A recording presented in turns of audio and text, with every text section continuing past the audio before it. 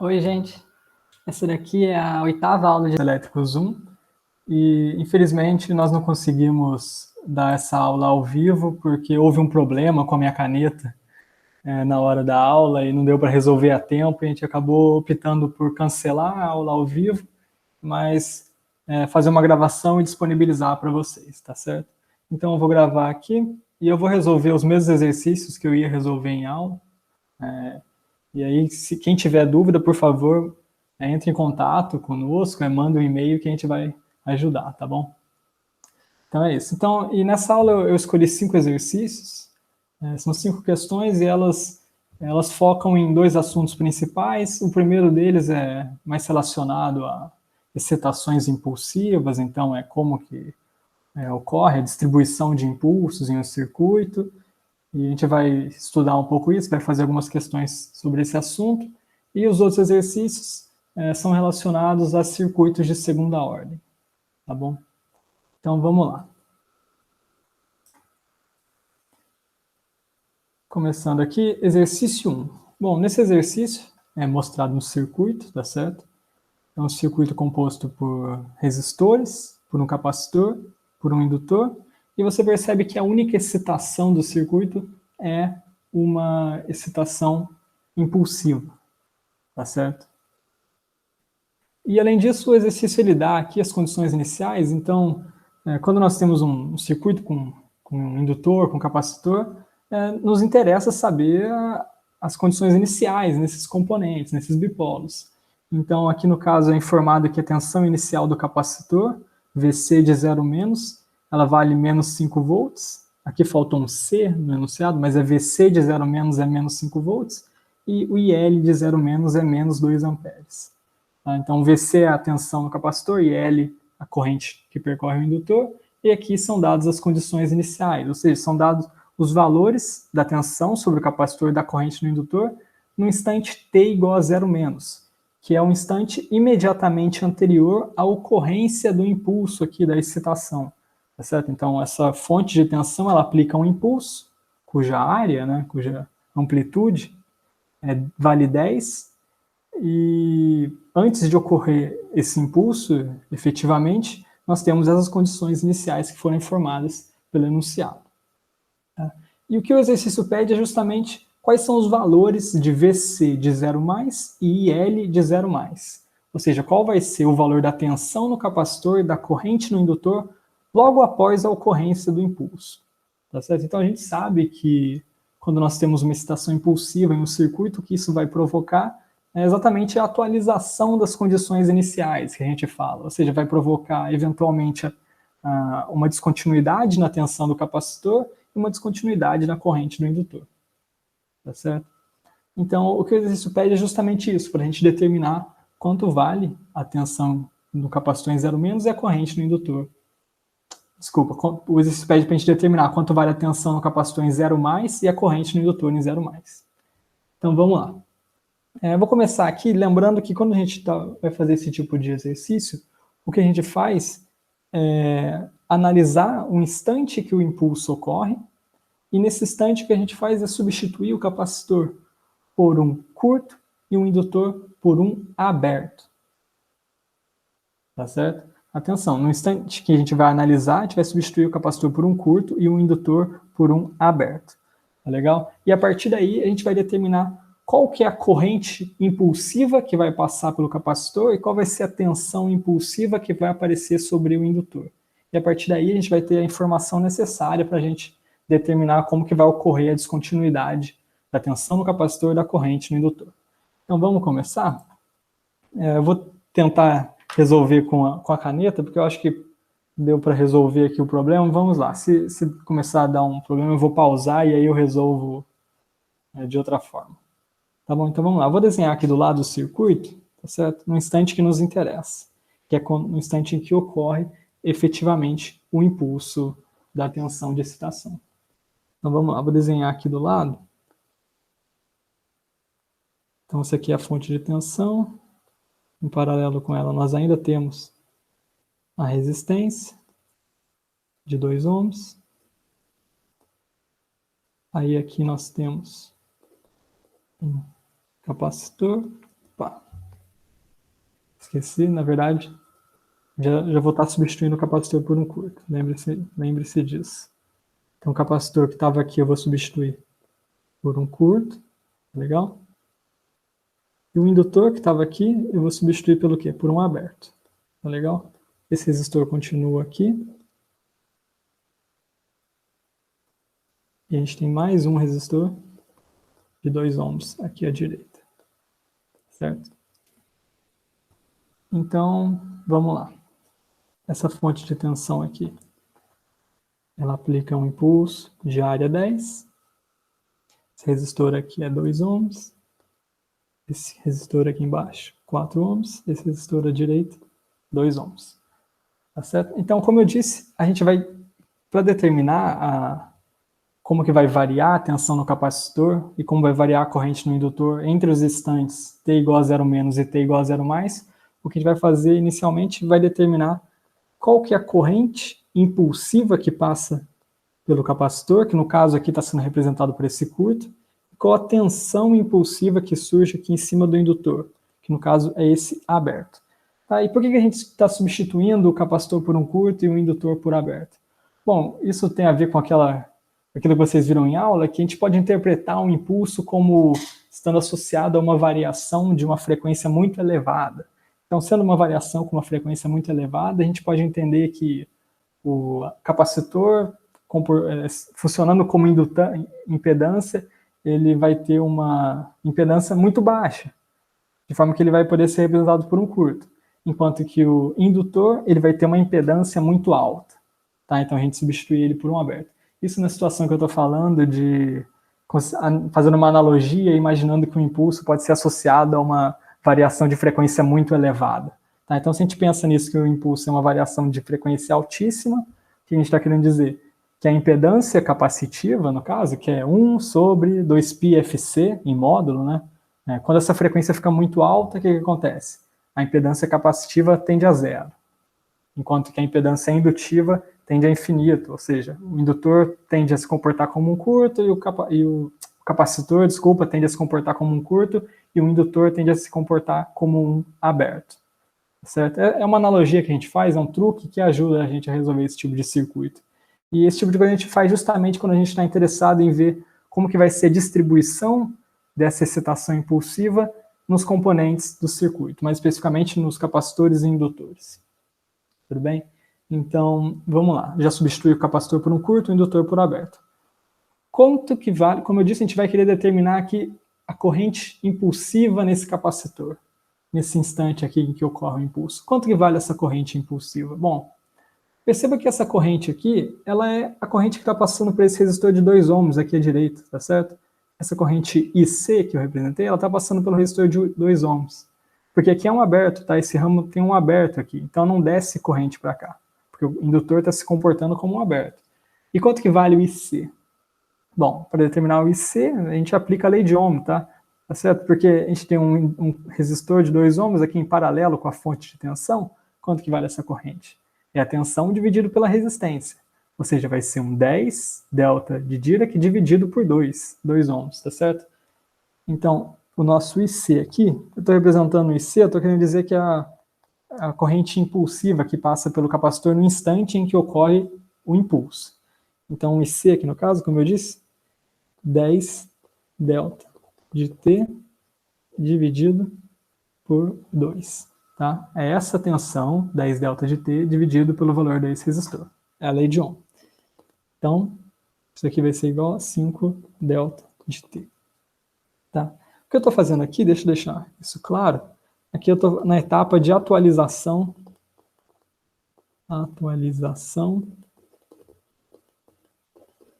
de VC.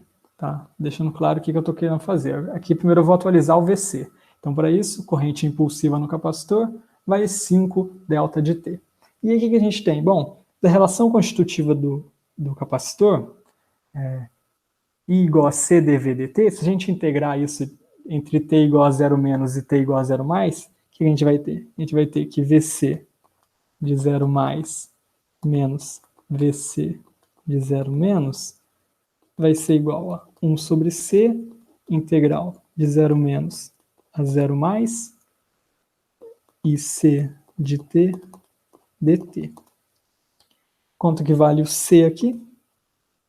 O capacitor, a capacitância vale 0,5 farads. Então vai ser 1 sobre 0,5 vezes a integral de 0 menos até 0 mais. Quanto que vale o IC, que é impulsivo? É um 5 delta de t.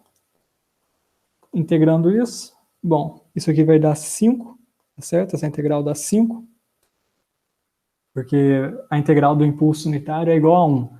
A integral de 5 vezes o impulso unitário vai ser igual a 5. Então essa integral dá 5, dividido pelo valor da capacitância, que é 0,5 farads, vai dar quanto? 5 sobre 0,5, isso vai dar 10 volts.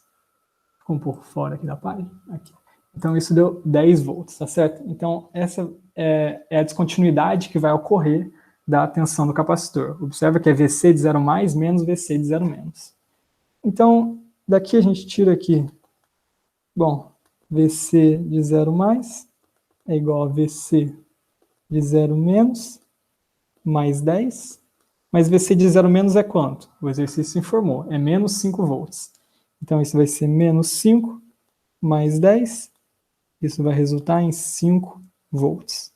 Essa é a tensão do capacitor logo após a ocorrência do impulso aqui da fonte de tensão. Então, VC de 0 mais é igual a 5 volts.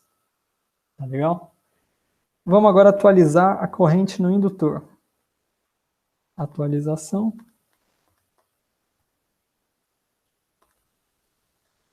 D e L. Certo? Então, o impulso causou uma descontinuidade de tensão no capacitor. Agora vamos ver se ele vai causar uma descontinuidade de corrente no indutor. Para isso, vamos ver qual que é a tensão impulsiva que surge aqui nesse indutor, que está, no caso, sendo representado por um aberto. A gente vai determinar quanto vale essa tensão impulsiva no instante que ocorre o impulso. Então, estou representando por VL. O VL, bom, aqui é um pouco mais simples, né? Observa que aqui não há queda de tensão nesse resistor de 4 ohms, tá certo? Por quê? Porque ele está em série com o aberto, então não passa corrente por esse resistor de 4 ohms. Se não passa corrente por ele, a queda de tensão sobre ele aqui é 0 volts. Ou seja, se você aplicar a segunda lei de Kirchhoff aqui, nessa malha que eu estou circulando, nesse laço, aqui você vai perceber que o VL recebe inteiramente a tensão da fonte, tá certo? Então aqui, esse laço que eu estou representando, justamente porque a queda de tensão nesse resistor de 4 ohms é 0. Então, o VL é exatamente a tensão da fonte. Então, VL igual a 10 delta de T. Tá legal? Essa é a tensão impulsiva que surge sobre o indutor quando ocorre o impulso. Então, a partir daí, a gente faz algo semelhante ao que nós fizemos para o capacitor, mas agora para determinar a descontinuidade da corrente. Então, vamos lá. Então, IL. Então, IL de 0 mais menos IL de 0 menos vai ser igual a 1 sobre L, integral de 0 menos até 0 mais, de quem? Do VL de T dt. Isso aqui vai ser igual a 1 sobre... Quanto que vale o L? O L vale, está aqui no desenho, 5 henries. Então, 1 sobre 5 vezes a integral de 0 menos até 0 mais d 10 delta de T. Quem é esse 10? De novo, é a tensão impulsiva que surge em cima do indutor. Tá? Então, eu estou efetuando essa integral. 1 sobre L, integral de 0 menos a 0 mais de VL de T. Isso saiu da relação constitutiva do indutor. Tá certo? Porque V igual a LDI dt no indutor. Então, quanto que dá essa conta? Bom, essa integral aqui de novo. Lembrando que a integral do impulso unitário é 1, então a integral de 10 vezes o impulso vai ser igual a 10, certo? Então isso é 10. Então 10 dividido por 5 dá... Opa. 2. Vendo aqui, desculpa. Olha aqui embaixo. aqui vai dar 2 amperes, tá certo? Se essa, ou seja, a descontinuidade na corrente dá 2, então IL de 0 mais menos IL de 0 menos deu 2 amperes. Então daqui, o que a gente obtém? Então IL de 0 mais vai ser igual a IL de 0 menos mais o tamanho dessa descontinuidade, que foi de 2 amperes, então mais 2. Quanto que é o IL de 0 menos? Foi informado aqui no enunciado, é menos 2 amperes. Então, o IL de 0 mais vai ser menos 2, que é o inicial, mais 2 vai dar 0. Certo? Então, recapitulando o que a gente fez. Primeiro, a gente atualizou aqui a tensão no capacitor, para isso a gente determinou a corrente impulsiva que passa por ele. A partir daí, nós fizemos essa integral e determinamos que VC de 0 mais é igual a 5 volts. Fizemos algo semelhante para atualizar a corrente no indutor. Nesse caso, a gente determinou inicialmente a tensão impulsiva que surge no indutor, e a partir daí fizemos uma outra integral. Concluímos que a descontinuidade foi de 2 amperes, então o IL de 0 mais foi a corrente antes de ocorrer o impulso, mais 2. Isso foi menos 2 mais 2 igual a 0. Tá certo? Então o que nós fizemos foi a atualização das condições iniciais. Então foi dado, o enunciado nos deu, quanto que eram as condições iniciais antes da aplicação do impulso, e nós determinamos quanto que passou a valer a tensão no capacitor, corrente no indutor, após a aplicação dessa tensão impulsiva. Tá legal? Então, qual que é a resposta? Pois isso pede VC de 0 mais e L de 0 mais, alternativa B. Tá certo? Isso daqui, acho que é um truque que a gente usa, que facilita para a determinação dessas descontinuidades de tensão no capacitor, corrente no indutor, porque em circuitos mais simples, então, se por exemplo, se nós temos um circuito RC, série, simples, aí aplica um impulso de tensão, por exemplo, então aí um pouco mais fácil, né? Você escreve a segunda lei de Kirchhoff, ou a primeira lei de Kirchhoff, dependendo do caso, e aí você obtém uma equação diferencial, você integra, e aí você observa quanto que vai ser essa descontinuidade na tensão do capacitor ou na corrente no indutor. Mas nesse caso que o circuito começa a ficar um pouco mais complexo, aí esse truque ajuda, né? Esse truque de distribuição de impulsos, fazendo isso, falando que no momento que ocorre o impulso, a gente pode considerar que o capacitor é um curto e o indutor é um aberto. Tá legal? Tô vendo se eu queria comentar alguma coisa a mais. Eu acho que não. Acho que é isso. Certo? Agora a gente vai para o exercício 2. O exercício 2 ainda, o assunto é sobre impulsos, mas ele é um pouco diferente. Ele pede algo um pouco distinto. Então, vamos lá. Deixa eu ler o enunciado. Fala, no circuito a chave está aberta há muito tempo e fecha em T igual a 0. Aí pede para determinar a amplitude do impulso de corrente no capacitor quando a chave fecha. Então, o que é isso daqui? Bom, você observa esse circuito, ele é composto por um resistor, um capacitor, aqui tem uma chave, tem essa fonte, tem essa outra fonte aqui do lado, e no caso o exercício está dizendo que essa chave estava aberta há muito tempo, tá? Considere que a chave estava aberta há muito tempo. Isso significa que se essa chave está aberta há muito tempo, bom, não circula a corrente para cá, o que nós consideramos é basicamente isso daqui, né? Antes da chave fechar, a gente pode olhar para esse circuito e perceber que se a chave está aberta há muito tempo, a gente já está falando de um circuito aqui que já alcançou o regime permanente de corrente contínua. Então esse circuito aqui à esquerda a gente pode considerar que já alcançou o regime estacionário. Então já acabaram os transitórios e o que ocorre? O capacitor, e como a excitação é de corrente contínua, tá certo? O que ocorre? O capacitor se comporta como um aberto, certo? Em regime permanente de corrente contínua, o capacitor vai se comportar como um aberto. Se ele se comporta como um aberto aqui, o que acontece? Essa tensão V é igual à tensão da fonte. Tá? Observe que a gente só está olhando aqui para o circuito à esquerda. Tá? Por enquanto a gente não está olhando para a direita porque essa chave está aberta. Então, a gente está dizendo que antes da chave fechar, esse capacitor é um aberto, e essa tensão V iguala-se à tensão da fonte. Tá? Não circula mais corrente por aqui, porque o capacitor já está se comportando como um aberto. Tá, então, nessa situação, imediatamente antes da chave fechar, quanto que vale o V, tensão no capacitor? Quanto vale isso? Vale 10 volts, tensão desse gerador. Mas e logo depois que a gente fecha a chave? Bom, aí acontece alguma coisa curiosa, né? Observa que logo depois que a gente fecha essa chave, o corrente é igual a zero isso, observa que logo após isso acontecer, nós vamos estar impondo nos terminais do capacitor, nesse sentido aqui para cima, menos 50 volts. Certo? Por quê? Porque quando a gente fechar essa chave, esse capacitor vai ser conectado a essa bateria, a esse gerador de 50 volts, só que com essa polaridade. Então, por isso que eu estou falando que vai ter menos 50 volts nesse sentido aqui. Mas é curioso, né? Porque antes da gente fechar a chave, aqui tinha 10 volts. Imediatamente antes de fechar, tinha 10 volts no capacitor. Na hora que a gente fecha a chave, logo em seguida, essa tensão V vale menos 50.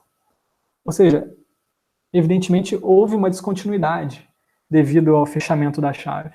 Uma descontinuidade da tensão do capacitor. Em T igual a zero menos, ou seja, imediatamente antes da chave fechar, V valia 10. Em T igual a zero mais, imediatamente após a chave fechar, V vale menos 50. Bom, há uma descontinuidade. Deixa eu escrever isso aqui do lado. Então, a chave, informado que a chave fecha em T igual a zero. A chave fecha nesse instante. E além disso, pela análise que eu comentei aqui, nós observamos que antes da chave fechar,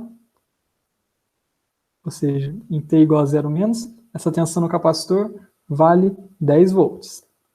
É a tensão da fonte aqui à esquerda.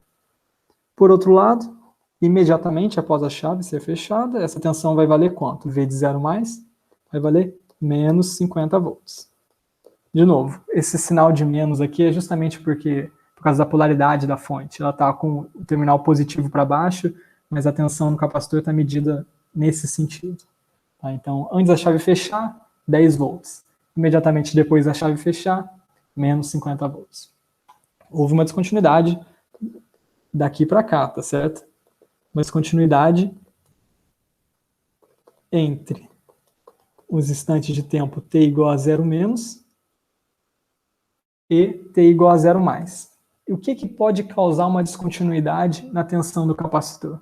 Como que a gente provoca uma descontinuidade da tensão do capacitor? Bom, a gente já viu que o capacitor ele tem uma tendência, né, algo como uma inércia, que ele tende a manter a tensão sobre seus terminais constante. E se ele tem essa característica inercial, a única forma de você conseguir variar instantaneamente essa tensão, instantaneamente quero dizer, em um tempo infinitesimal, nós estamos variando essa tensão de um valor finito não nulo. Então, entre T igual a zero menos e T igual a zero mais, essa tensão varia, ela sofre uma descontinuidade. Em um tempo infinitesimal. A única forma de você provocar isso é por meio de uma corrente infinita passando no capacitor. Bom, de forma um pouco mais precisa, essa corrente vai ter que ser impulsiva.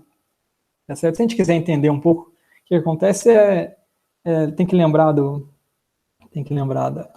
deixa eu representar aqui. Então, V de zero mais menos V de zero menos vai ser igual a integral 1 sobre C, zero menos, zero mais, da corrente que passa pelo capacitor. Tá? Aí, vocês veem que eu estou integrando de zero menos a zero mais. É um intervalo de tempo nulo, tá certo? A única forma disso daqui não dar zero, a única forma dessa integral não ser zero, é se essa corrente for impulsiva. Tá? Se essa corrente é impulsiva, a gente já viu. Se a gente tem um impulso em T igual a zero, então se você integra de zero menos a zero mais, essa integral vai dar um valor que não é zero. Né? Vai dar, no caso do impulso unitário, dá igual a 1. Né? A integral do impulso unitário é igual a 1. Então, o que eu estou querendo dizer é que a gente já desconfia que vai, de fato, essa corrente no capacitor tem que ser, de fato, impulsiva, porque é a única forma de a gente provocar uma descontinuidade da tensão V de forma instantânea. Então, foi esse comentário. Então, de fato, ocorre um impulso e o exercício pede para a gente determinar a amplitude do impulso. A amplitude talvez não seja o termo mais adequado, porque a gente pode pensar, mas a amplitude do impulso é infinita. O termo talvez mais preciso, talvez seria a área do impulso, né? Mas enfim, o exercício, dá para entender o que o exercício está pedindo. Então, no caso, o que o exercício pede aqui, nós já concluímos, né, já constatamos que nesse instante t igual a zero, que é quando a chave fecha, vai ter que passar uma corrente impulsiva pelo capacitor. Então, vou escrever I de t da forma A vezes o delta de Dirac. Esse A, de fato, esse A que é a amplitude do impulso ou a área do impulso, tá certo? Aqui no caso, observa que em T, um pouco antes da chave fechar, não passa corrente, tá certo? Então essa corrente é zero. Um pouco antes da chave fechar, ela já é zero. E logo depois que a chave fecha, essa corrente também é zero, né? É só no instante t igual a zero que ocorre um impulso. Antes disso, o capacitor é um aberto, né, porque está em regime permanente de corrente contínua. Então, antes da chave fechar, a gente considera que essa corrente é nula. E após a chave fechar, após a atualização de V, essa corrente também já cessou, porque o capacitor já alcançou a tensão menos 50 volts e não está passando mais corrente por ele. Então, a gente pode representar a corrente nesse capacitor por I de t igual a vezes esse impulso. Tá certo? Um comentário talvez é que, bom, poderia pensar, mas muito antes da chave fechar, há muito tempo antes da chave fechar, essa corrente I não necessariamente era nula, né? Porque, por exemplo, o capacitor ele precisou ser carregado com essa tensão 10 volts. De fato, muito antes da chave fechar, ou seja, muito antes de t igual a zero, essa corrente poderia ser não nula.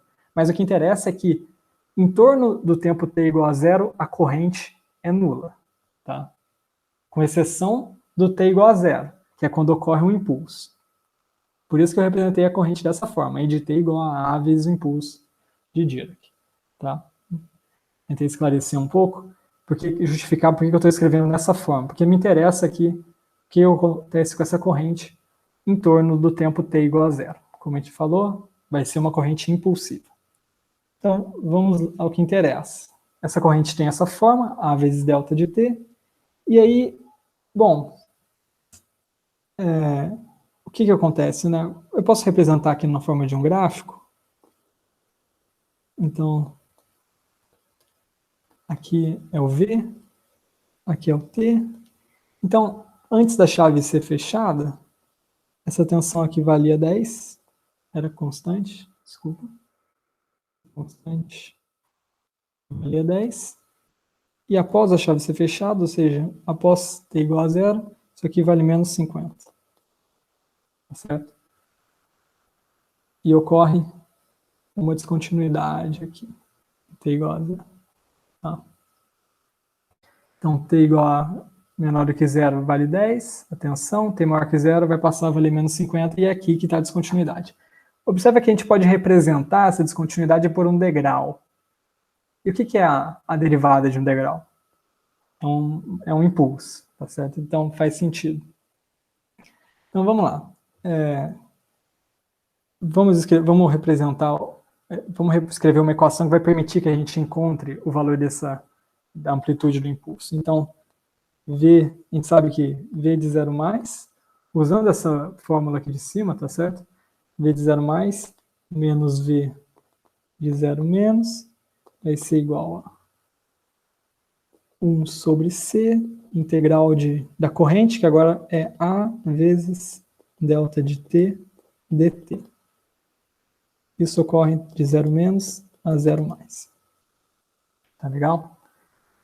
Simplesmente eu estou integrando a relação constitutiva do capacitor, a tensão V0 mais, a tensão imediatamente após a chave ser fechada, menos a tensão imediatamente antes da chave ser fechada, ou seja, imediatamente depois menos imediatamente antes. O valor dessa diferença de tensão vai ser 1 sobre C, a integral da corrente, entre os instantes t igual a zero menos e t igual a zero mais. Tá certo? Então, vamos substituir aqui os valores que a gente tem. A gente tem basicamente tudo, né? A gente tem o valor de V igual a zero mais, imediatamente depois da chave ser fechada. A gente tem V de zero menos imediatamente antes da chave ser fechada. Eu não sei se eu falei ao contrário antes. agora há pouco, não sei se eu troquei na hora de falar, mas V de 0 mais é tensão imediatamente após ser fechada a chave. E V de 0 menos é imediatamente antes de ser fechada a chave. Tá, não sei se eu tinha trocado na hora de falar. Mas enfim, a gente tem o valor de V de 0 mais, V de 0 menos, da capacitância C, e só falta determinar a amplitude do impulso, que é o A. Então, quanto que vale V de 0 mais? A gente já falou, é menos 50. Então, menos 50 menos V de 0 menos é 10. Menos 50 menos 10 vai ser igual a 1 sobre, quanto vale a capacitância? 500 microfarads. Então, é 500 vezes 10 a menos 6. Vezes a integral do impulso, né? Isso aqui, essa integral de A delta de T vai dar A, né? Isso aqui vai ser igual a A. Legal? Então, aqui embaixo, vezes A. Menos 50 menos 10, igual a 1 sobre 500 vezes 10 é menos 6, vezes A. Tensão logo após a chave ser fechada, tensão logo antes da chave ser fechada, aqui no denominador capacitância e o A, a amplitude do impulso. Agora a gente só desenvolve, então vai dar aqui, o A vai ser igual a menos 60 vezes 500 vezes 10 a menos 6. Isso aqui é em coulombs, tá certo? Isso aqui tem unidade de coulombs. Se alguém tiver... Tem unidade de carga, quer dizer, a unidade do A é coulomb. Se alguém estiver achando estranho por quê, bom, perceba que a gente vai ter que integrar o I de T, vai ser desculpa, quando a gente integra a corrente, tem que dar a carga. Então, a gente vai integrar isso daqui, vai ser a integral de A vezes delta de T. A integral de delta de T é 1, tá? É um número puro. A integral do impulso é um número puro, é 1. Então, para que isso daqui, a integral da corrente dê a carga, o A tem que ter unidade de carga. Tá? Então, o A tem a dimensão é carga, a unidade aqui no caso é coulombs. Tá? Então, isso aqui vai ser igual a menos 0,03, ou seja, menos 10 vezes 10, menos 30 vezes 10 é menos 3 coulombs. Tá? Ou seja, A igual a menos 30 milicoulombs. Tá certo? Tem alternativa aqui? Tem alternativa B. Tá certo? Então, retomando o que a gente fez, a gente identificou que vai ter uma descontinuidade na tensão do capacitor. Sabendo essa descontinuidade, a gente foi atrás de calcular quanto que é a amplitude do impulso que causou impulso de corrente que causou essa descontinuidade de tensão. Aqui no caso a gente escreveu a fórmula, que V de 0 mais menos V de 0 menos igual a 1 sobre C, integral da corrente, no caso a corrente é impulsiva, da forma A vezes delta de T, e aí a gente simplesmente lembrou que a integral de A vezes delta de T é igual a A, e manipulou essa expressão até obter que A é igual a menos 30 milicoulombs. Como eu citei, essa constante, essa amplitude, ela tem unidade de carga, no caso. Certo? Por isso, coulombs. Tudo bem? Aí eu citei aqui também que a gente pode enxergar essa continuidade de tensão como um degrau. Então, T, antes de T igual a 0 vale 10, após T igual a 0 vale menos 50. Derive esse degrau aqui, você vai obter quanto que é a corrente que tem que circular por esse capacitor. Tudo bem? Espero que tenha ficado claro. Agora eu vou para o exercício 3.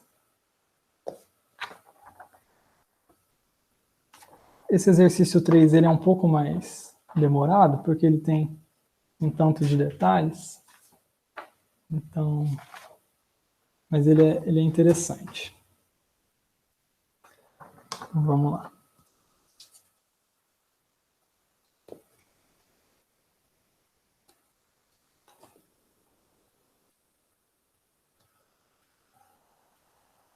Então, exercício 3. O enunciado diz: considere o circuito abaixo, em unidades do sistema internacional com as condições iniciais dadas. Essas condições iniciais aqui. Então, observa que o circuito ele é composto por uma fonte independente de corrente, em paralelo com um resistor, com um capacitor e com um indutor. Tá certo?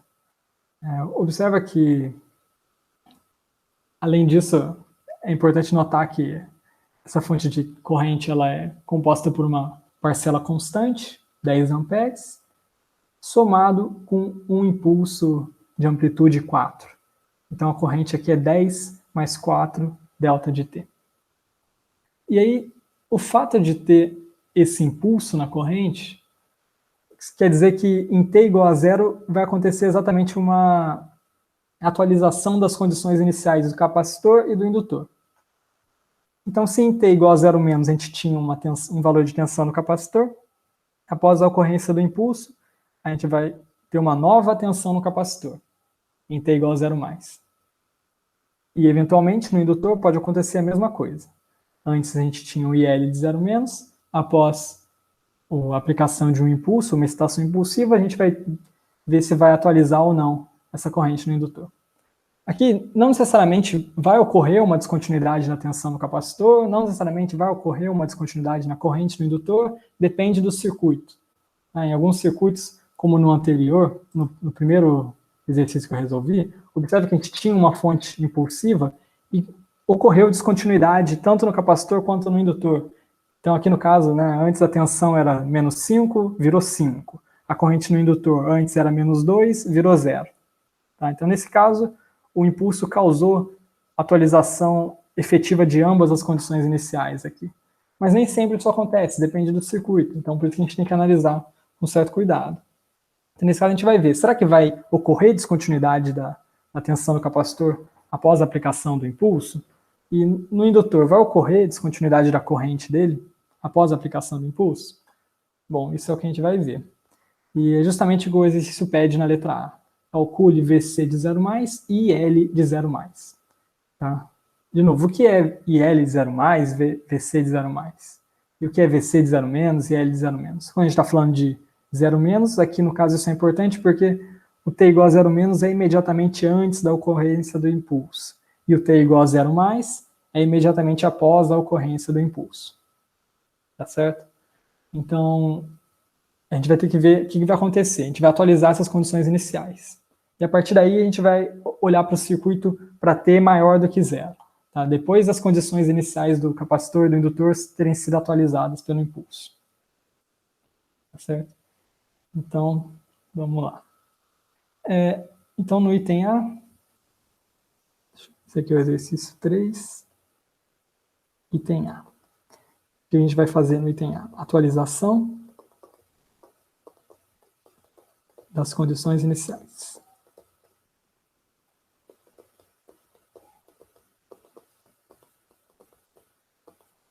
Quem são condições iniciais num circuito como esse?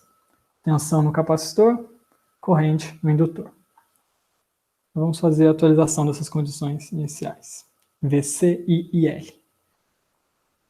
Então, para isso, a gente vai proceder como no exercício 1 que eu resolvi. A gente vai olhar para o circuito no instante que ocorre o impulso e a gente vai substituir o capacitor por um curto e o indutor por um aberto. De novo, aquela história. A gente pode associar um impulso a uma variação de frequência muito alta e, por conta disso, a impedância capacitiva tende a zero, então o capacitor comporta-se como um curto, enquanto que a impedância indutiva tende a infinito, de forma que o indutor comporta-se como um aberto. Nesse caso, que a gente faz essa analogia, isso ajuda, Pensar nisso pode ajudar a gente a determinar a atualização das condições iniciais. Então vamos lá, vamos olhar para o circuito para verificar isso, quando ocorre o impulso. Então eu vou desenhar aqui do lado. Então essa aqui é a fonte de corrente, em paralelo aqui, um resistor. O capacitor eu vou substituir por um curto, tá legal? O capacitor virou um curto, por causa do que eu comentei, e o indutor vai ser substituído por um aberto. Esse resistor aqui, R, não foi informado. por enquanto não vai precisar. Essa fonte de corrente aqui, como a gente está interessado em atualizar as condições iniciais, a única coisa que vai ser capaz de atualizar a tensão de capacitor e corrente do indutor instantaneamente, a única forma de a gente provocar uma descontinuidade instantânea de tensão em capacitor, corrente indutor, vai ser por meio do impulso. Então, é só essa parcela impulsiva aqui da corrente que pode provocar isso. Tá? Então, aqui no caso, esse 10, essa componente constante da corrente, entre t igual a 0 menos e t igual a 0 mais, isso não vai provocar descontinuidade, tá certo? Porque a gente vai estar integrando um valor finito, 10, em um intervalo de tempo infinitesimal, de t igual a 0 menos a t igual a 0 mais. Ou seja, para atualizar as condições iniciais, nos interessa inicialmente aqui olhar a parcela impulsiva da excitação. Voltando aqui para o lado, essa corrente aqui, 4 delta de t. Deixa eu escrever de novo, ficou um pouco pequeno. A corrente impulsiva aqui da excitação é 4 delta de t. Legal? Então, assim como no exercício 1, para a gente verificar, para a gente calcular a descontinuidade de tensão no capacitor, a gente precisa ver, nesse instante, quanto vale a corrente impulsiva no capacitor e no indutor. Para determinar a variação de corrente, a gente precisa ver quanto vale a tensão impulsiva sobre ele. Tá? Então, estou denotando aqui IC é a corrente impulsiva no capacitor e VL é, não sei se eu troquei, IC é a corrente impulsiva no capacitor e VL é a tensão impulsiva no indutor. Tá certo? Então, vamos lá. Observa que em t igual nesse instante, t igual a 0, a gente vai fazer essa substituição, capacitor por um curto e indutor por um aberto, e vamos tentar olhar o que acontece com o IC e o VL aqui. As componentes, que eu quero dizer que a gente vai estar interessado nas componentes impulsivas dessas respostas aqui nesse caso. Então, no caso, bom, primeiro a gente observa que, olha só, se o capacitor ele é um curto, o que acontece? O capacitor é um curto, aqui tem um aberto, né? O indutor é um aberto, o capacitor virou um curto aqui. Quanto que vale essa corrente IC, nesse instante em que ocorre o impulso? Quanto vale IC? Observa que aqui a gente tem um resistor, mas ele está em paralelo com um curto. O capacitor se comporta com um curto, tem um resistor em paralelo, então não desce corrente aqui para ele. Porque o resistor em paralelo com um curto, a tensão sobre o resistor é nula, portanto, pela lei de Ohm, a corrente no resistor vai ser nula. Então, nesse instante em que ocorre o impulso da excitação, a corrente no resistor é 0, a corrente aqui no indutor é 0, porque ele é um aberto, portanto, toda a corrente da fonte passa pelo capacitor, que aqui é um curto. Então, esse 4 delta de t, ele passa integralmente aqui pelo capacitor, nesse instante que ocorre o impulso. Ou seja, a parcela impulsiva dessa corrente, IC, que eu estou denotando, vai ser igual a 4 delta de t. Tá legal? E se a gente tem um IC, 4 delta de t, a gente procede como da outra forma, né? A gente pode atualizar, então, as condições iniciais do capacitor. Vai ser VC 0 mais menos VC de 0 menos. Isso aqui vai ser igual a 1 sobre C, integral de 0 menos a 0 mais, de IC de t, dt.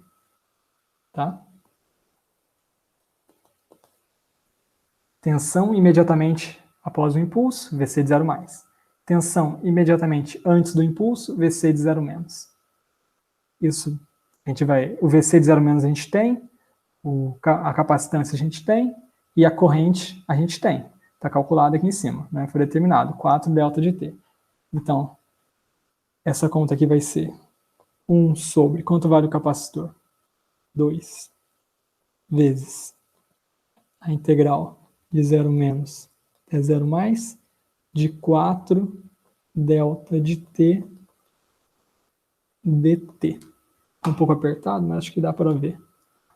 Tá? Então, VC de 0 mais menos VC de 0 menos é igual a 1 sobre 2 vezes a integral de 0 menos a 0 mais de 4 delta de t dt. Quanto vale a integral de 4 delta de t dt? Vale 4. tá certo? Vale 4, porque, de novo, a integral do impulso unitário é 1. Aqui a gente tem 4 vezes o impulso unitário.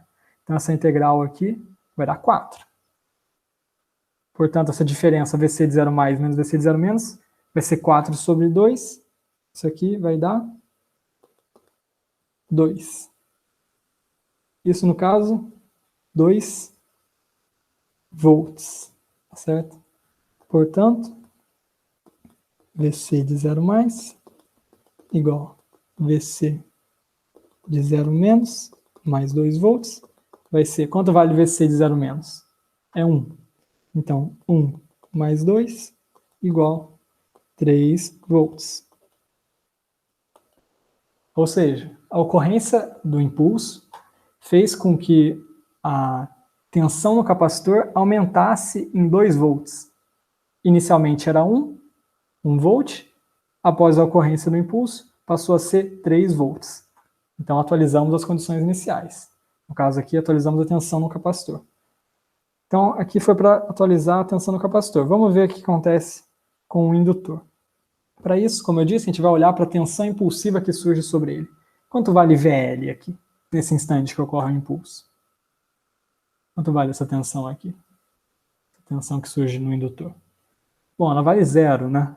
Por quê? Porque tá aqui em paralelo com esse aberto, tem um curto. Então, essa tensão aqui é necessariamente 0, porque aqui tem o curto, que no caso é o capacitor. Tá certo? Então, se essa tensão aqui está em paralelo, que na verdade é a tensão em um curto, então VL é 0. Tá certo? Então, VL, que é a tensão que surge sobre o indutor no instante que ocorre o impulso, é nula. VL igual a 0. Portanto, se a gente IL de 0 mais menos IL de 0 menos, a gente faria uma integral, que seria 1 sobre L, a integral de 0 menos a 0 mais de VL de T dt. Mas essa tensão VL de T, que surge no indutor nesse instante T igual a 0, bom, ela não é impulsiva, né? Ela vale 0. Então essa integral aqui é 0. Portanto, IL de 0 mais é igual a IL de 0 menos, ou seja, não houve variação da corrente no indutor.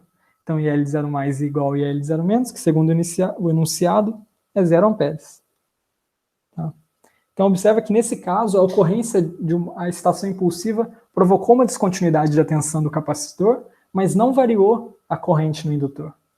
Diferente do exercício, o primeiro exercício que eu resolvi aqui, que as duas coisas mudaram, tanto a tensão no capacitor quanto a corrente no indutor.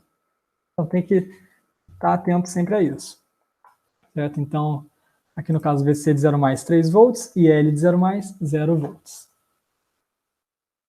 Eu anotei aqui do lado, tá? 3, 0. Porque eu vou ter que apagar o que está aqui do desenho nossa direita aqui para continuar. Então, vamos precisar desses valores no decorrer do exercício. Então, essa foi a letra A, atualização das condições iniciais. Atualizamos já. Tudo bem? Então, primeiro, atualizamos a tensão no capacitor e depois vimos que a corrente no indutor não precisou ser atualizada. Permaneceu constante, entre T igual a 0 menos e T igual a 0 mais. Variou VC, não variou IL. Vamos lá. Item B. Deixa eu arrumar a folha aqui.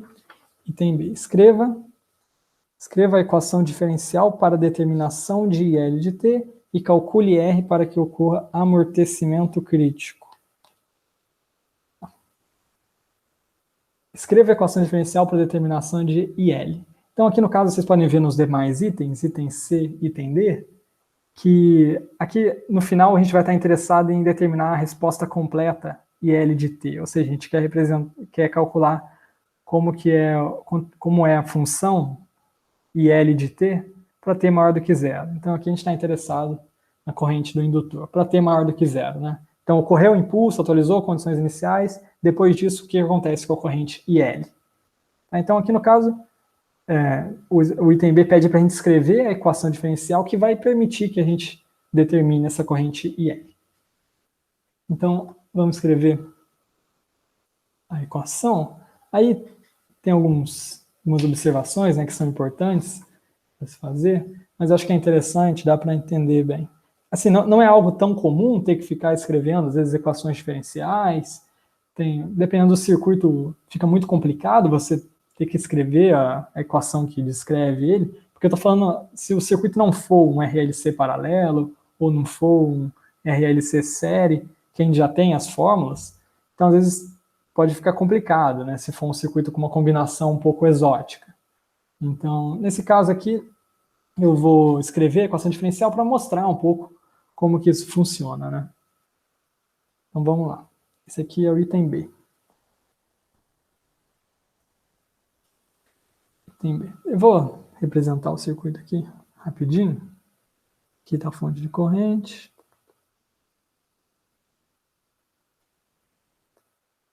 Aqui tem um resistor. Aqui tem um capacitor. Aqui tem um indutor.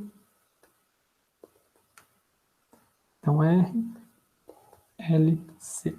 Eu vou resolver primeiro de forma literal, acho que vale mais a pena. Então, resistor R, opa, troquei as letras. Resistor R, capacitor C, indutor L. E a fonte aqui eu vou chamar de IS, de T. Tá? Fonte IS de T. Resolver de forma genérica, né? Eu não vou usar ainda esse valor aqui. Então, eu vou representar também, aproveitar e chamar a corrente aqui que desce no resistor de IR, essa corrente aqui no capacitor IC, e a corrente no indutor IL. Observe que IL é o que a gente tem interesse, né? A gente vai escrever uma equação diferencial que a gente quer escrever tudo usando IL, corrente no indutor. E aqui no caso eu explicitei essas correntes porque eu vou fazer isso escrevendo a primeira lei de Kirchhoff, nesse nó aqui de cima. Tá?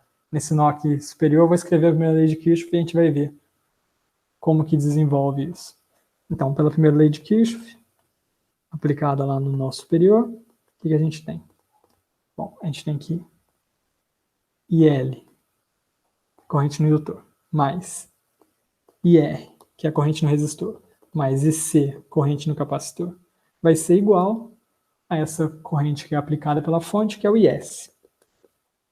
Aqui eu estou emitindo, né, os parênteses com um T, né, estou omitindo aqui, mas tudo isso aqui é função do tempo, IL de T, IR de T, IC de T e IS de T. Eu estou omitindo para facilitar um pouco.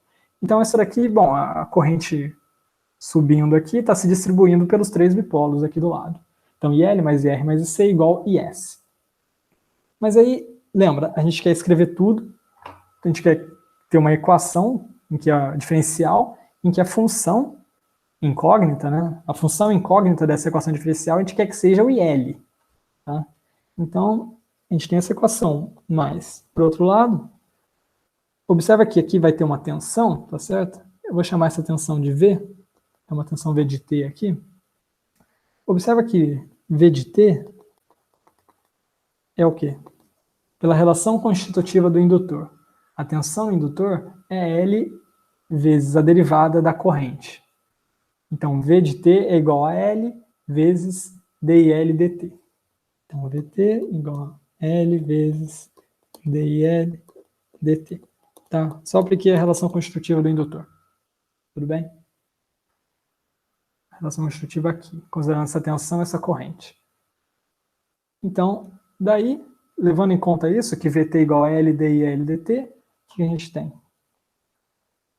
Vou levar isso aqui em consideração. Então, daí, logo,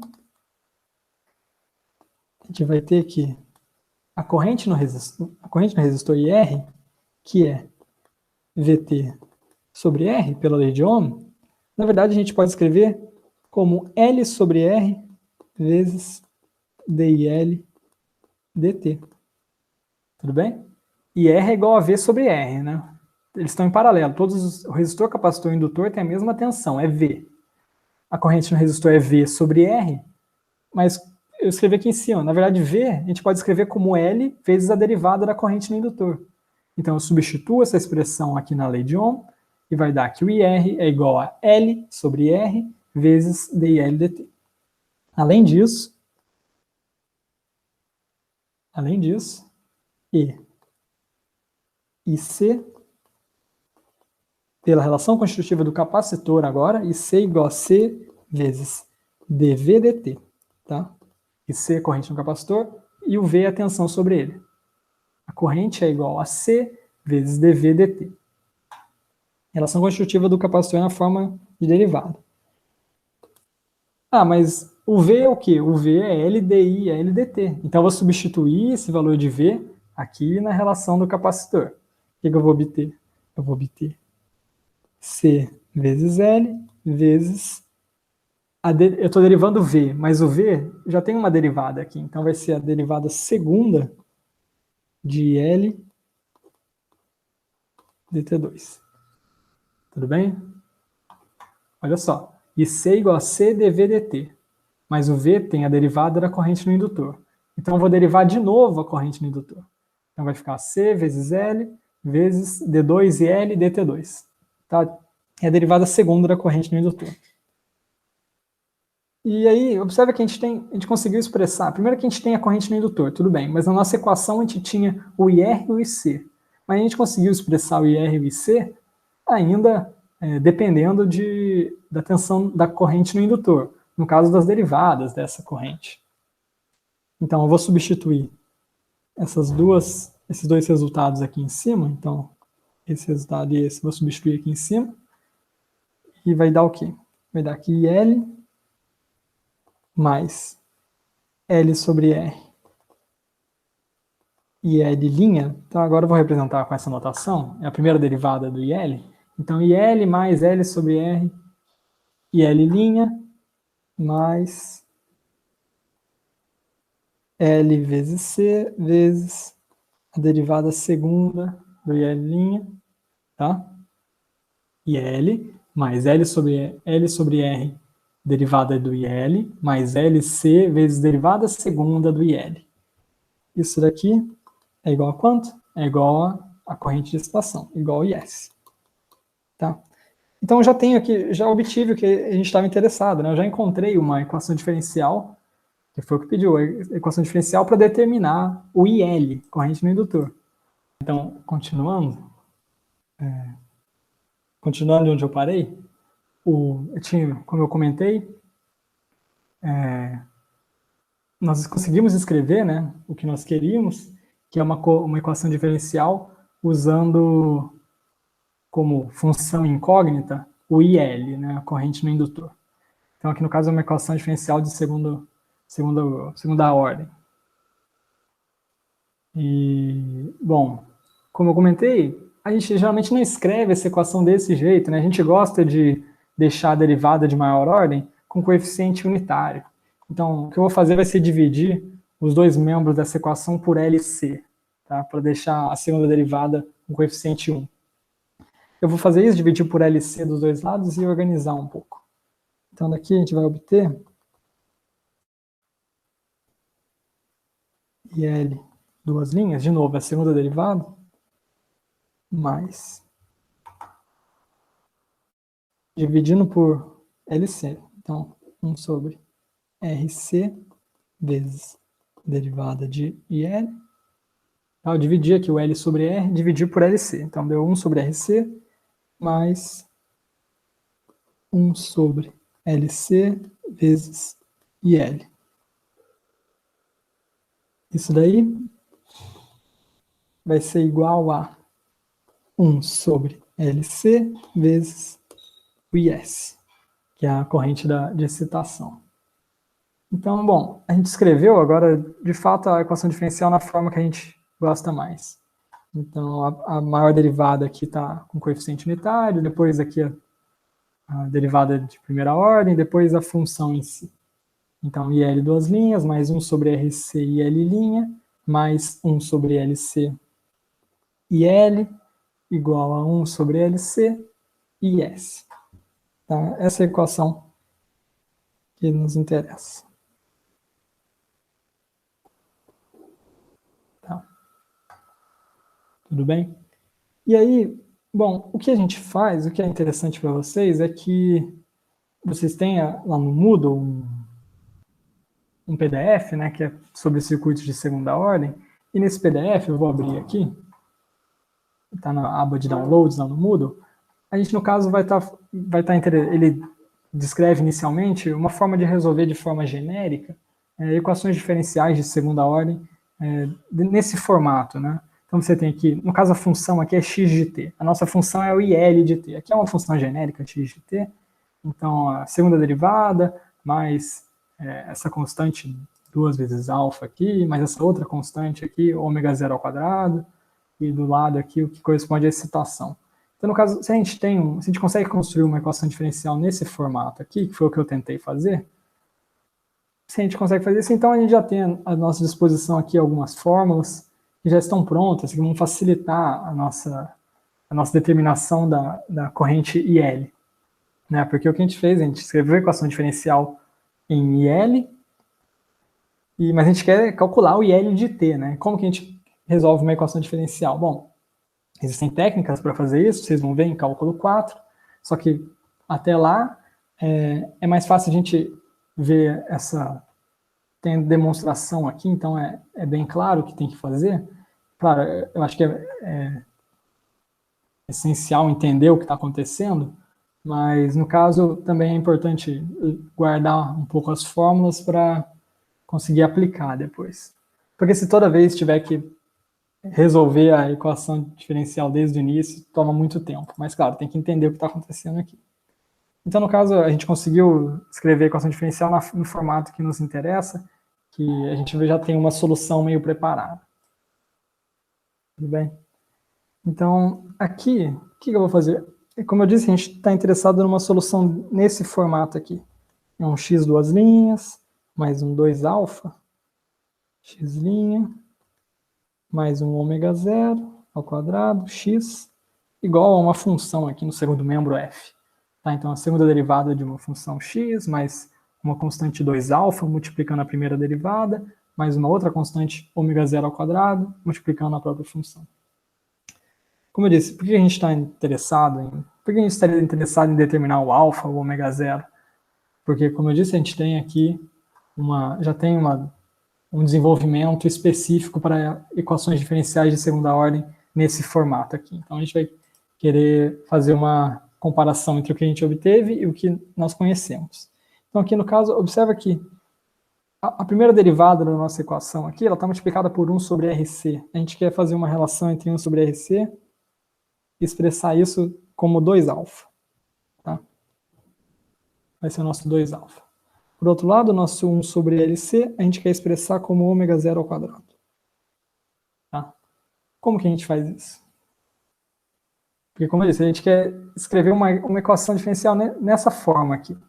E aí, no caso, a gente vai dar um nome para o coeficiente que multiplica a primeira derivada, vai chamar de 2α, e o coeficiente que multiplica a função mesmo é o ômega zero ao quadrado. Então, para que a gente consiga ter essa compatibilidade, o que a gente tem que fazer é, deixa eu ver se vai caber aqui embaixo, a gente tem que fazer alfa, aqui socorro, tem que fazer alfa igual a, bom, se 2α tem que ser 1 sobre RC, a gente vai ter que fazer alfa igual a 1 sobre 2RC. E o ômega zero ao quadrado, a gente vai ter que tomar, como esse valor aqui, é 1 sobre LC mesmo. Tá legal? Então isso aqui é o modo como a gente vai trabalhar com a equação diferencial que a gente obteve. Vai chamar alfa vai ser igual a 1 sobre 2RC e o ômega zero ao quadrado vai ser 1 sobre o LC. Tudo bem? E aí, como eu disse, reforçando, por que eu fiz isso? Né? Por que eu estou introduzindo essa notação? Por que eu estou introduzindo um alfa, um ômega zero ao quadrado? Bom, eu estou fazendo isso porque, como eu disse, a gente sabe como resolver equações nesse formato.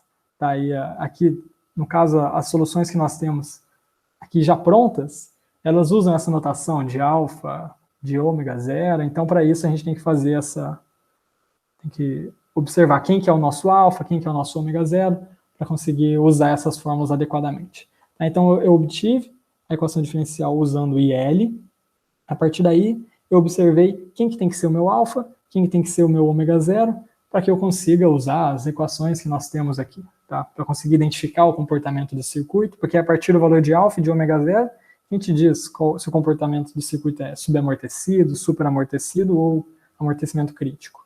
Então a gente depende, olhando para o alfa e o ômega zero, a gente já consegue determinar o comportamento do circuito. Então, bom, guardem essa equação diferencial. Quem estiver assistindo, se quiser anotar, sei lá, no papel, talvez ajude. Então, e lembrar disso daí que eu marquei, que o alfa é 1 sobre 2RC e o ômega zero ao quadrado é 1 sobre LC. Bom, então eu vou apagar isso daqui, peguei uma nova folha. Então esse aqui ainda é o item B, mas é a continuação do item B. Então eu vou reproduzir, colocar de novo aqui a equação diferencial que a gente encontrou para facilitar.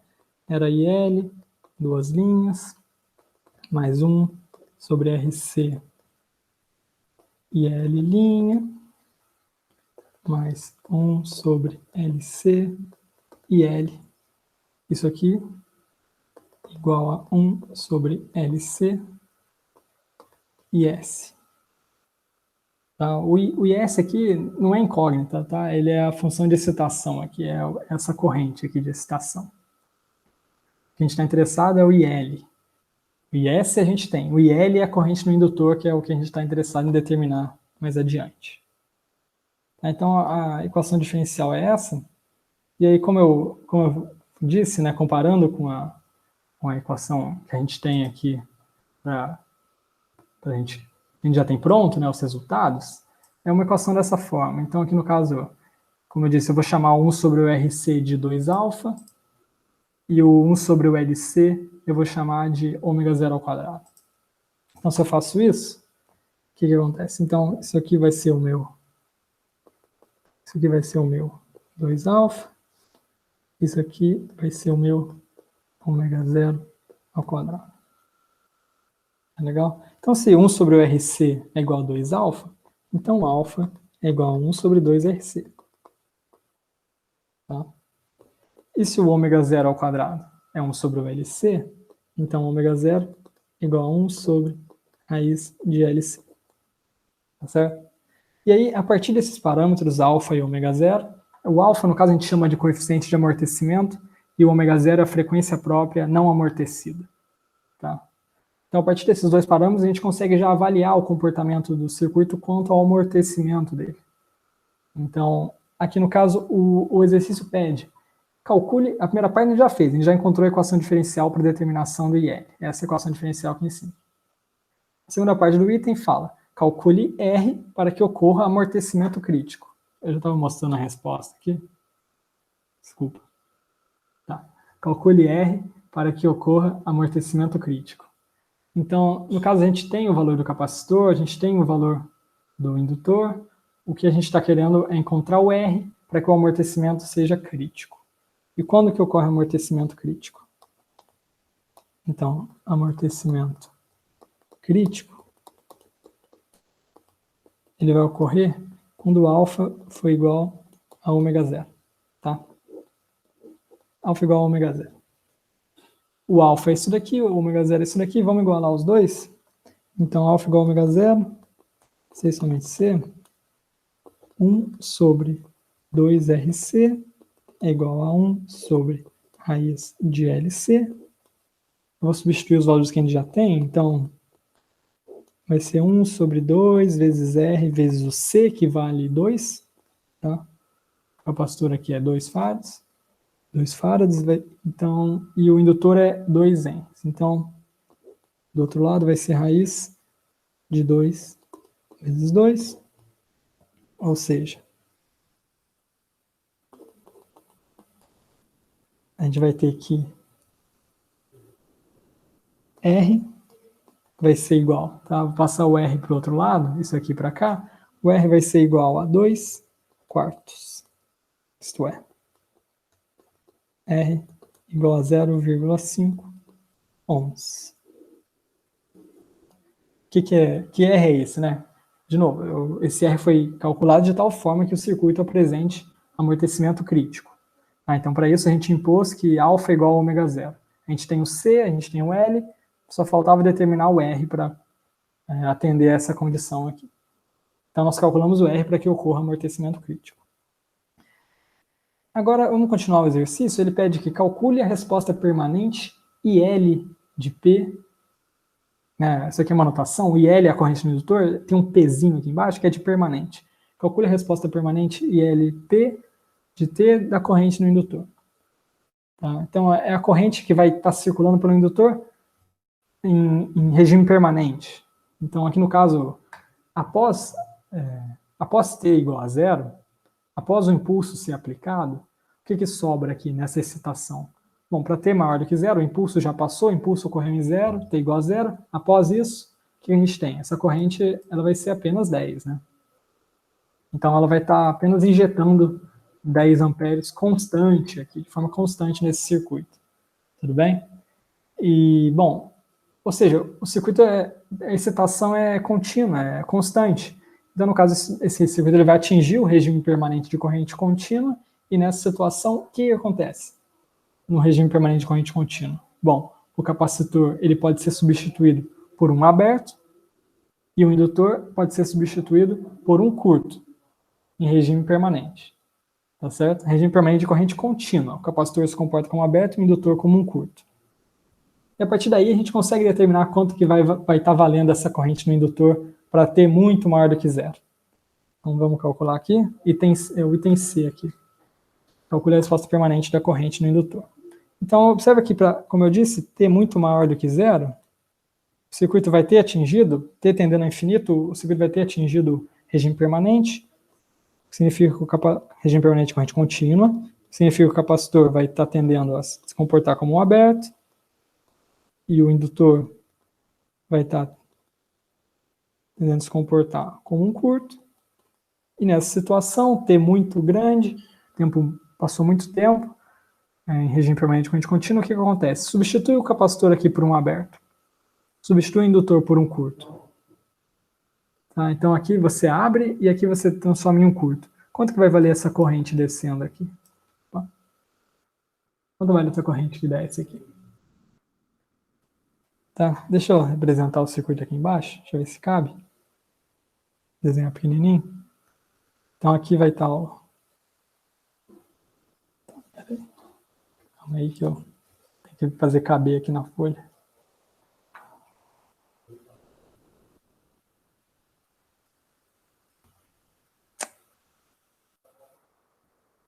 Vamos lá.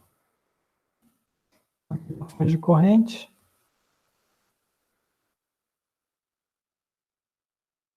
Aqui vai estar o resistor.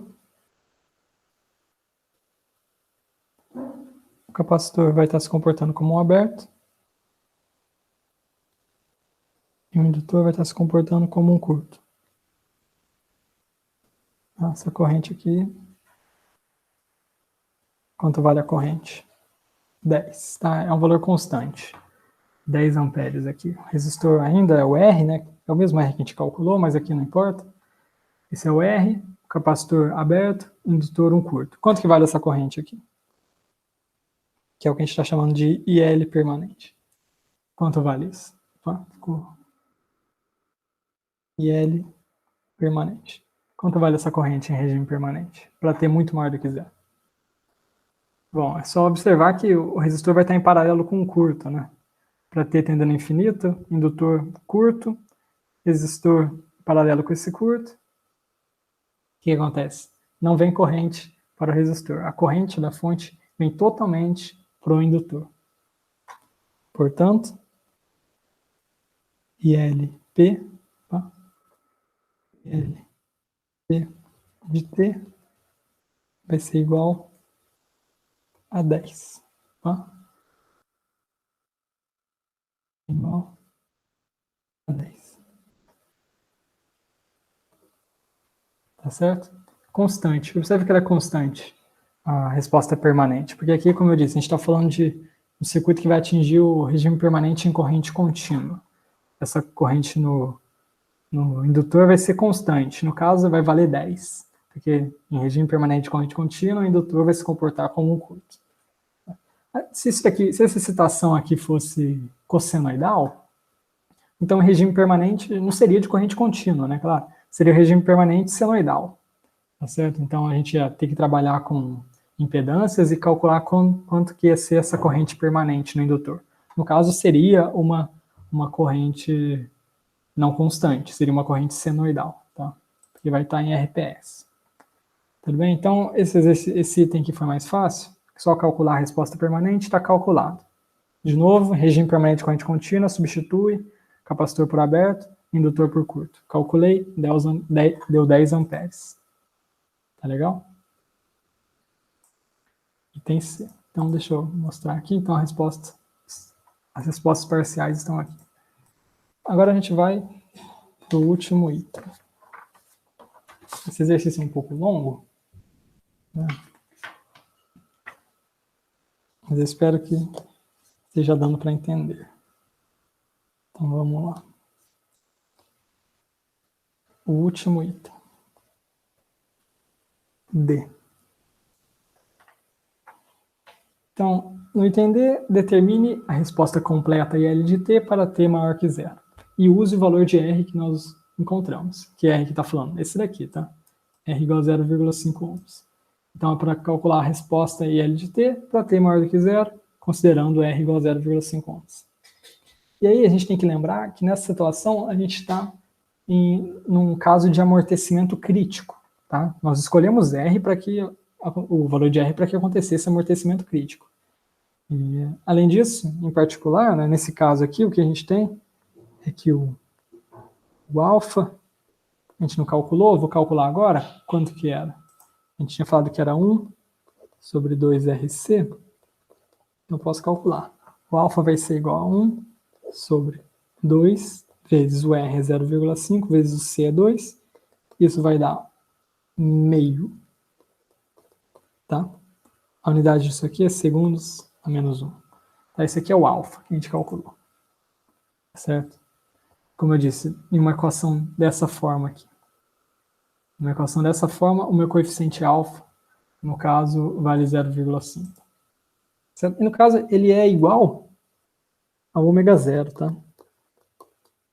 Se vocês calcularem o ômega zero usando a fórmula anterior, que era ômega zero igual a 1 sobre raiz de LC, vocês vão ver que o ômega zero também vai dar 0,5, que é esperado, já que a gente está em amortecimento crítico. Os dois valores são iguais, alfa e ômega zero. Tá? Tudo bem? E aí, no caso, o que acontece é que, nessa situação de amortecimento crítico, nós temos uma fórmula que nos dá a resposta da função da equação diferencial. Nós escrevemos a equação diferencial usando IL, e quando nós temos uma equação diferencial daquela forma, com amortecimento crítico, como que é a solução? Então, nesse caso,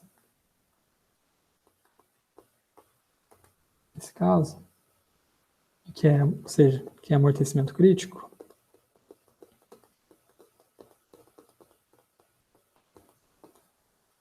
nesse caso, a corrente IL vai ter esse formato aqui.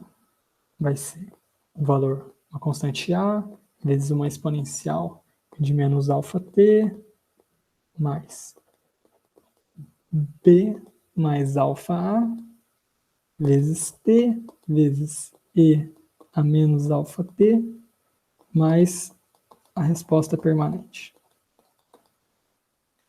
Tá? E L de T igual a A vezes exponencial de menos alfa T, mais B mais alfa A, vezes T, E, menos alfa T, mais IL permanente. Tá? Pode ser um pouco assustador no começo, porque tem um monte de letra, e a gente não sabe exatamente o que significa, mas vai ficar um pouco mais claro, porque aqui, ó, o A, então, isso aqui vale onde? A igual a IL de 0 mais, menos ILP de 0 mais, tá? Então é o valor da corrente em 0 mais, menos o valor da resposta completa em 0 mais, menos o valor da resposta permanente em 0 mais, e o B é igual a derivada da resposta completa em 0 mais, menos a derivada da resposta permanente em 0 mais. Tá? Tudo bem? Então, aqui nessa expressão, o A ele é dado por essa diferença. Tá? Essa daqui é a resposta completa, calculada em 0 mais. Essa aqui é a resposta permanente em 0 mais. Essa aqui é a derivada da resposta completa em 0 mais, menos a derivada da resposta permanente em 0 mais. Esse é o A, esse é o B. E aqui nessa fórmula, o que falta? Bom, o resto a gente já tem tudo, né? O alfa foi calculado aqui em cima, é 0,5. E fora isso, a gente tem tudo. Essa aqui, ó, essa parcela permanente a gente calculou, né? Tá aqui, é 10 volts, aqui do lado. 10 volts constante.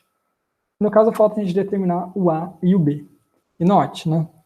A gente está falando de T, a gente está falando que o tempo inicial aqui é o 0 mais, né? Porque isso daqui são condições iniciais. Condição inicial da corrente e condição inicial da derivada da corrente.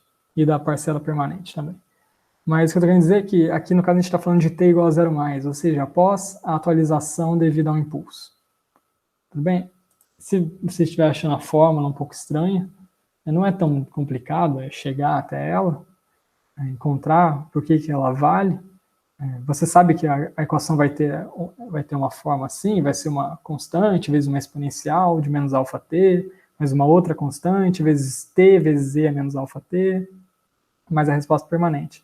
E essas constantes aqui, para encontrar como calculá-las, bom, aí no texto que vocês têm à disposição no Moodle, isso está explicado, né? Então é esse caso aqui na página 4, está falando da situação em que nós temos amortecimento crítico, tá certo? Então aqui no caso, eu não vou demonstrar isso aqui agora, mas acho que vale a pena vocês lerem um pouquinho para tentar entender, tá bom? Então é essa expressão aqui que eu estou usando, tá? Estou usando essa expressão. Aqui no caso, a equação diferencial era na função x, no caso a nossa função é o IL. Então observa que é a mesma coisa, tá? O IL, a nossa equação e a equação que está aqui no PDF, tá? Então, como eu disse, a gente tem tudo menos o A e o B. Como que calcula o A e B? Bom, vamos lá, né? Então, daí, vamos calcular o A e B. Então, nós temos o A é igual a... Quanto que vale o IL de 0 mais? Quanto que vale a corrente no indutor no tempo t igual a 0 mais? Isso já foi calculado, né? Tá aqui na letra B, na letra A, quer dizer. Quanto que vale IL de 0 mais? Vale 0. Lembra que a gente calculou isso daqui fazendo distribuição de impulsos e vendo que IL de 0 mais continuou valendo 0. Tá? E, além disso, para determinar o valor de A, a gente precisa também da corrente IL permanente em 0 mais. Quanto vale o IL permanente em 0 mais? Bom, a gente calculou o IL aqui, né? Ele é constante igual a 10. Em 0 mais, em particular, ele vale 10. Tá? Essa função, que é a resposta permanente, é 10 o tempo todo. Então, o A vai ser igual a IL de 0 mais é 0, menos o IL permanente 0 mais é 10. Então, 0 menos 10, menos 10. Tá? Essa é a constante A que aparece na nossa resposta aqui. Falta determinar o B. Tá? O B é um pouco mais complicado, mas observa aqui, o B é igual... O B é igual a derivada da corrente em 0 mais, menos a derivada da resposta permanente em 0 mais. Quanto vale... A gente já pode simplificar isso aqui. Quanto vale a derivada da resposta permanente em 0 mais? Lembra que a resposta permanente é constante e é igual a 10. Quanto que vale a derivada de uma constante? É 0. Tá? Então isso daqui, no caso, vai dar 0. Essa derivada aqui. Então o B vai ser simplesmente o IL' 0 mais. Derivada da corrente calculada em 0 mais. E aí que começa a ficar um pouco complicado, porque, assim, a gente tem as condições iniciais do circuito, né? Como eu disse, geralmente a gente adota como condição inicial a tensão em capacitor e corrente no indutor. A gente tem a corrente no indutor em 0 menos, em 0 mais, quer dizer. A gente usou aqui para calcular o A. Mas de onde que eu vou tirar essa derivada em 0 mais? De onde que eu vou tirar o IL' calculado em 0 mais? Né? Isso não foi dado. Isso a gente não encontrou ainda. Quanto vale a derivada dessa corrente no instante t igual a 0 mais? A gente não encontrou. Mas o que a gente pode fazer, olha só, é interessante, porque observa que a gente tem quanto vale o VL, vamos chamar de VL, essa tensão aqui no indutor, tá? VL é a tensão no indutor. A gente sabe quanto é VL de 0 mais, não sabe? Por que a gente sabe? Porque a gente sabe quanto é VC de 0 mais. VL é igual a VC, tá certo? Essa tensão no indutor é justamente essa tensão no capacitor, porque eles estão em paralelo. Então a gente sabe que o VL de 0 mais, então VL de 0 mais, estou escrevendo lá embaixo, a gente sabe que é igual a VC de 0 mais. E quanto que vale isso? A gente calculou. VC de 0 mais vale 3 volts. Isso aqui vale 3 volts. Mas, uma coisa importante, o VL de 0 mais é igual a L vezes DIL dt em 0 mais. Tá?